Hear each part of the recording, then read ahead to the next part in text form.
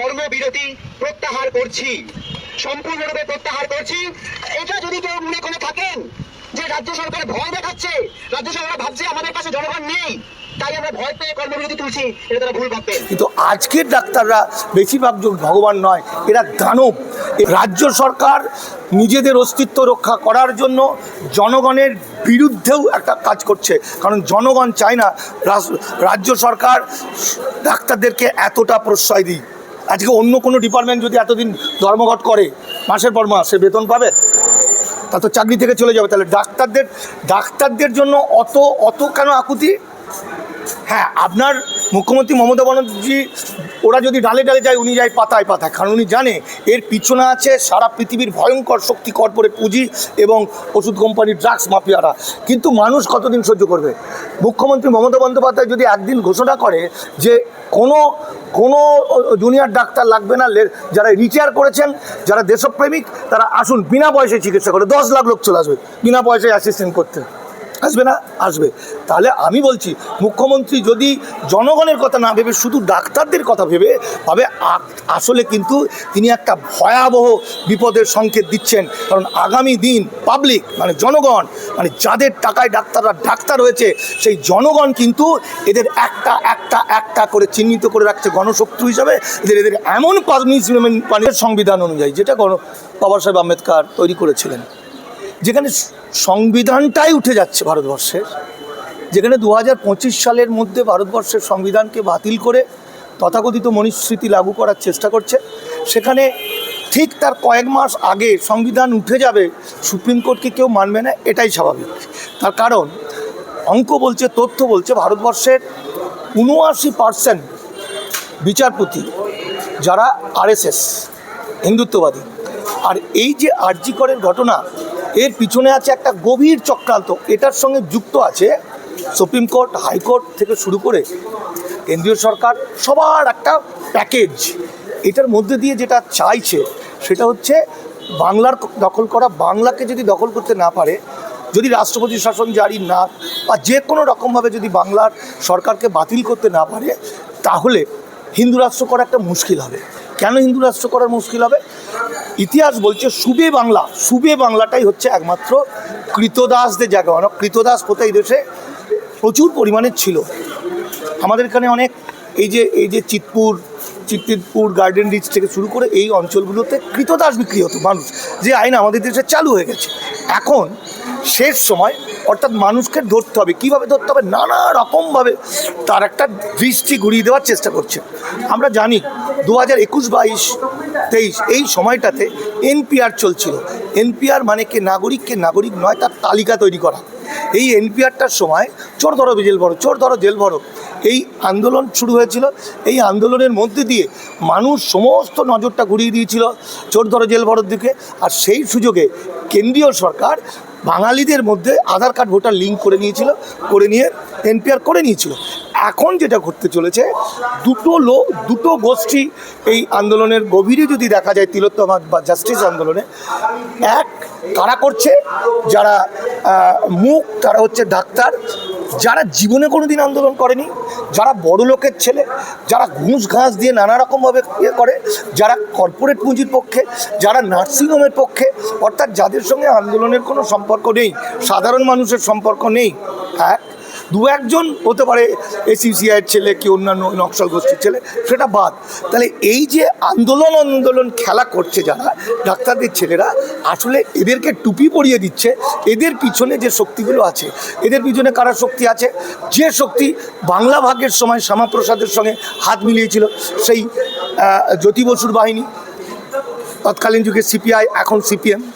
যে শক্তি CPM, যে 1975 সালে CPM-এর politburo secretary P. Sundarayya CPM থেকে পদত্যাগ করেছিলেন, কারণ CPM-এর সঙ্গে RSS-এর গভীর সম্পর্ক। যে CPM 2003 সালে NRC আন্দোলন করার মধ্যে দিয়ে NRC আইন তৈরি করার যে কমিটি, তার সেক্রেটারি ছিল, 62 জন বাম MP তাতে সই করেছিল। অর্থাৎ আসলে এটা হিন্দুত্ববাদী CPM ভার্সেস নিপীড়িত জনতা। এখন CPM-এর সঙ্গে যুক্ত হয়েছে RSS BJP। এরা নানা কৌশলে মানুষের দৃষ্টিটা ঘুরিয়ে দিতে চাইছে। আপনারা যদি হিসেব করেন তাহলে দেখবেন 1971 সালের মুক্তিযুদ্ধের পর, বাংলাদেশের মুক্তিযুদ্ধের পর যত মানুষ ওপার বাংলা থেকে এসেছিলেন তারাই তো আজকে বিভিন্ন বড় বড় চাকরি করছে। আমলা হয়েছে সিপিএম আমলে, জ্যোতিবাবুর আমলে, বুদ্ধবাবুর আমলে। এরা কেউ নাগরিক নয়, এরা সবাই অবৈধ অনুপ্রবেশকারী। জাস্টিস অমৃতা সিনহার যে একটা রায় কয়েকদিন আগেকার, সেই রায় আমার কাছে আছে। সেই রায় থেকে এস্টাবলিশড হয়ে যাচ্ছে এই মানুষগুলো ধরা পড়ে যাবে, এদের বাড়িঘর জমি জায়গা থাকবে না। অথচ এরা যাতে বুঝতে না পারে, নানা কৌশলে আন্দোলনের মধ্যে দিয়ে ঢোকানো হয়েছে। এরা শহরের নিজেদেরকে মনে করছে প্রগতিশীল উচ্চ সমাজের মানুষ, এবং এরাই কিন্তু এই জাস্টিস আন্দোলনের মূল। এই আন্দোলনের মিছিলে কিন্তু যারা যাচ্ছে তারা বেশিটাই হচ্ছে আইনের চোখে অবৈধ অনুপ্রবেশকারী। এরা বুঝতেই পারছে না। ফলে আমার কাছে হিসেবটা তা না, আমার কাছে হিসেবটা হচ্ছে এই যে তথাকথিত এই যে সিপিএম, তার সঙ্গে কিছু ফ্যান্টাসিতে ভোগা বা আন্দোলন খেলা বা নকশাল আন্দোলন সম্পর্কে একটা নস্টালজিক ভাব বা একটা ইতিহাস ঘাঁটা, আমিও যদি বিপ্লবী হতাম, এইরকম কিছু নকশাল এবং ধূর্ত সিপিএম, ধূর্ত বিজেপি, এইগুলো এরা কিন্তু আন্দোলনটার মূল শক্তি, যেটা হচ্ছে বাংলাকে ধ্বংস করে, বাঙালি জাতিকে ধ্বংস করে, ঠিক যেভাবে বাংলা ভাগ করিয়েছিল সিপিএম, মানে তৎকালীন সিপিআই কমিউনিস্টরা, জ্যোতি বসু সই করেছিল শ্যামাপ্রসাদের সঙ্গে হাত মিলিয়ে, ঠিক এইভাবে বাংলাকে ধ্বংস করতে চাইছে। দেখুন, এই ডাক্তারবাবুদের 14 গোষ্ঠীর ক্ষমতা নেই, উচিত নয় এই ধরনের জনগণের ক্ষতি করা, হসপিটাল বন্ধ রাখার। কারণ কিছু কিছু জিনিস আছে যে জিনিসগুলোর মধ্যে ধর্মঘট করা যায় না। যেমন মিলিটারিরা যদি ধর্মঘট করে, যদি পুলিশরা ধর্মঘট করে, তাহলে দেশের কী হবে? সেরকম ডাক্তারি এমন একটা পেশা, বা এটা পেশা হিসাবে না বলে আমরা এটাকে ভগবান বলতাম, অর্থাৎ ডাক্তাররা কখনো এটা করতে পারে না। কিন্তু আমরা এখানে দেখছি যে ডাক্তার তারা দিনের পর দিন, মাসের পর মাস জুড়ে হসপিটাল বন্ধ করে হসপিটালে ডিউটি করছে না, অথচ তার বেতন নিচ্ছে। অথচ এই ডাক্তারগুলো আমাদের জনগণের পয়সাতে চাকরি পেয়েছে, তাই তো? এবং এরা একটা দুটো সমাজ তৈরি করে দিয়েছে। একটা সমাজ নাগরিক সমাজ, মানে ডাক্তারবাবু মানে প্রচুর টাকা আছে, মানে এদের সিকিউরিটি দরকার। আর আরেকটা সমাজ বাংলার নিপীড়িত জনতা, দরিদ্র মানুষ, গ্রাম বাংলার মানুষ। এবং মজা হচ্ছে, এই দরিদ্র মানুষ, নিপীড়িত জনতা কিন্তু ফেরোসাস হয়ে উঠছে না, প্রতিবাদ করছে, তাদের বুকের জ্বালাটা বুকের মধ্যেই থাকছে। আজকে হসপিটাল ব্যবস্থাটাই পুরো ভেঙে পড়েছে, প্রচুর মানুষ বিনা ঠিকমতো চিকিৎসা করতে না পেরে মারা যাচ্ছে। আর ডাক্তারবাবুদের আবার একটা ছুতো আবার লাগাতার বন্ধ করবে। দেখুন ডাক্তারবাবুরা কী বলছে, ডাক্তারবাবুরা বলছেন তাদের সিকিউরিটি লাগবে। আচ্ছা বলুন তো, পশ্চিমবঙ্গে এই মুহূর্তে সবচেয়ে বেশি কার সিকিউরিটি দরকার? সেটা মানিক ফকির, মানে আমি, যে লোকটা নরেন্দ্র মোদী, অমিত শাহ, শুভেন্দু অধিকারীকে চোখে চোখ রেঙে বলে তোমরা বাঙালি জাতিকে ধ্বংস করতে চেয়েছো, তোমাদের মানে অবস্থা আমরা টাইট করে দেবো। অর্থাৎ আমি যখন রাস্তাঘাটে যাই, ট্রেনে বাসে চলি, আমার তো কোনো সিকিউরিটি দরকার হয় না। অর্থাৎ জনগণের মধ্যে যারা থাকবে তাদের কোনো সিকিউরিটির প্রয়োজন হবে না। ডাক্তারবাবুরা জনগণ থেকে বিচ্ছিন্ন, তারা মনে করছে এমন কিছু কাজ তারা তো করে যে কারণে মার খেতে পারে। মানে সিকিউরিটির প্রয়োজন কাদের প্রয়োজন হয়? যারা এই যে নেতা এমএলএদের প্রয়োজন হয়, কারণ তারা এতটাই বদমাইশি করে, তারা মানুষের মধ্যে বিভেদ তৈরি করে, তারা জানে মানুষকে হয়তো ইট ফিট আমাকে মেরে দেবে, কে পেটাবে, এই জন্য তাদের সিকিউরিটি দরকার হয়। আর সিকিউরিটি শব্দটা একটা বিমূর্ত শব্দ, কারণ ইন্দিরা গান্ধীও সিকিউরিটি নিয়ে মারা গেছেন, রাজীব গান্ধীও সিকিউরিটি নিয়ে মারা গেছেন। অর্থাৎ যে দাবিগুলো চলছে, সবচেয়ে আর একটা মারাত্মক কথা হচ্ছে, আজকের তথাকথিত কমিউনিস্ট পার্টি বা সিপিএম বা নকশাল গোষ্ঠীরা, এরা জনগণ থেকে বিচ্ছিন্ন হয়ে পড়েছে। কারণ জনগণের কোনো দাবি ওরা তুলছে না। ফাস্টিং তিলোত্তমার খুনের বিচার সেসব উড়ে গেছে, সেসব আর নেই। এখন যেটা হয়েছে নিজেদের স্বার্থ, অর্থাৎ নার্সিংহোমের মালিকদের স্বার্থ, অর্থাৎ ড্রাগস মাফিয়াদের স্বার্থ, অর্থাৎ ধনীদের স্বার্থ। এদের যে আন্দোলনের যে 10টা পয়েন্ট, সেই পয়েন্টের মধ্যে একটাও জনগণের জন্য নেই। এবং এই পয়েন্টগুলোকে সম্পূর্ণ প্রশ্রয় দিয়ে, তাদের সহযোগিতা করে তথাকথিত নকশালরা আন্দোলন করছে। অর্থাৎ এদের এই আন্দোলনের মধ্যে কিন্তু একটাও গরিব মানুষের কথা বলা নেই। গরিব মানুষ, জনসাধারণের উপর যে ডাক্তারদের ভয়াবহ অত্যাচার, জনসাধারণকে নোংরা খারাপ চোখে দেখে, একটা মৃত্যুকে তাদের কিছু মনেই করে না। হসপিটালে ডিউটি না করে তারা নার্সিংহোমে যাচ্ছে দিনের পর দিন। নার্সিংহোমে গিয়ে যার অপারেশন দরকার নেই, লাইগেশন দরকার নেই, যার নর্মাল ডেলিভারি টাকা লোপে তাকে লাইগেশন করতে বলছে। এবং এই যে ডাক্তাররা দিনরাত টিভিতে বসে বসে তাদের প্রতিনিধিরা জনগণকে ভয় দেখিয়েছিল কি করোনা ভ্যাকসিন নাও নাহলে মরে যাবে। অথচ আজকে সারা পৃথিবীর সায়েন্টিস্টরা বলছে যে করোনা ভ্যাকসিন যারা কমপ্লিট করেছে নিয়েছে তাদের 98% ভয়াবহ বিপদে আছে এবং তাদের মৃত্যু হচ্ছে। 2026-এর মধ্যে ভারতবর্ষে নাকি 1 কোটি মানুষ মারা যাবে এবং 2030-এর মধ্যে নাকি যেটা ওয়ার্ল্ডের যে রিপোর্ট তাতে ভারতবর্ষে প্রায় 25 কোটি লোক মারা যাবে। এই কথাগুলো তাহলে ডাক্তারবাবু আমাদের বলেনি কেন? যে ডাক্তারকে আমরা ভগবান মনে করি সেই ডাক্তাররা টিভিতে বসে বসে বড় বড় ভাষণ দিয়ে মিথ্যা করে বলেছে মাস্ক পরতে হবে। পৃথিবীতে এমন কোন মাস্ক আছে যে মাস্ক ভাইরাস আটকাতে পারে? তাহলে এই যে ডাক্তারবাবুর সম্পর্কে যে ধারণা সেটা তো আমাদের হৃদয়ে ডাক্তারবাবুকে আমরা ভগবান মনে করি, কিন্তু আজকের ডাক্তাররা বেশিরভাগ ভগবান নয়, এরা দানব। এবং আমি এর মধ্যে কিছু ভালো ছেলেও আছে, ভালো ডাক্তারও আছে, সেটার আমি কথা বাদ দিচ্ছি।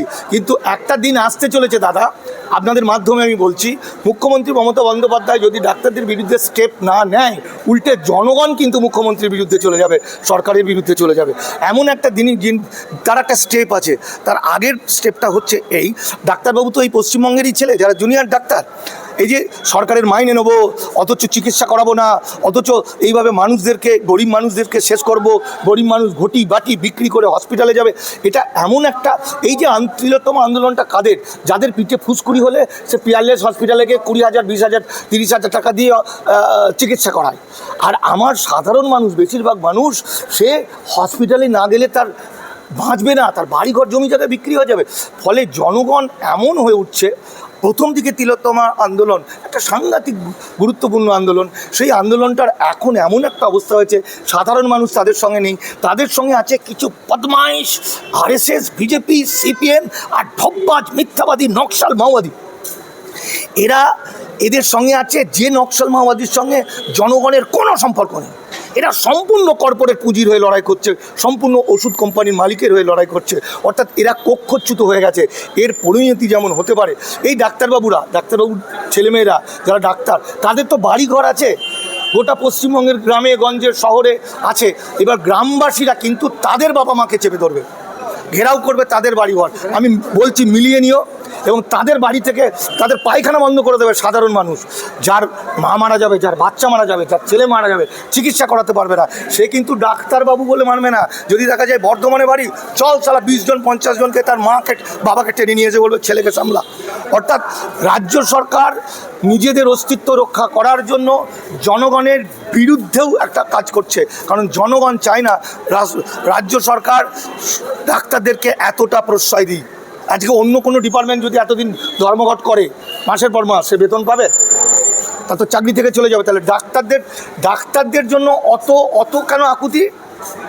হ্যাঁ, আপনার মুখ্যমন্ত্রী মমতা বন্দ্যোপাধ্যায় ওরা যদি ডালে ডালে যায়, উনি যায় পাতায় পাতায়, কারণ উনি জানে এর পিছনে আছে সারা পৃথিবীর ভয়ঙ্কর শক্তি, কর্পোরেট পুঁজি এবং ওষুধ কোম্পানির ড্রাগস মাফিয়ারা। কিন্তু মানুষ কতদিন সহ্য করবে?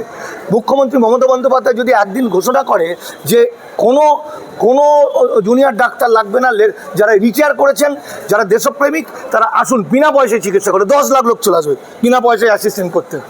আসবে না? আসবে। তাহলে আমি বলছি, মুখ্যমন্ত্রী যদি জনগণের কথা না ভেবে শুধু ডাক্তারদের কথা ভেবে আসলে কিন্তু তিনি একটা ভয়াবহ বিপদের সংকেত দিচ্ছেন। কারণ আগামী দিন পাবলিক মানে জনগণ, মানে যাদের টাকায় ডাক্তাররা ডাক্তার হয়েছে, সেই জনগণ কিন্তু এদের একটা করে চিহ্নিত করে রাখছে গণশত্রু হিসাবে। এদের এমন পানিশমেন্ট দেবে, তারপরে দেবে ডাক্তারি পড়তেই মানুষ ভয় পাবে। বাংলাদেশ নিয়ে বলি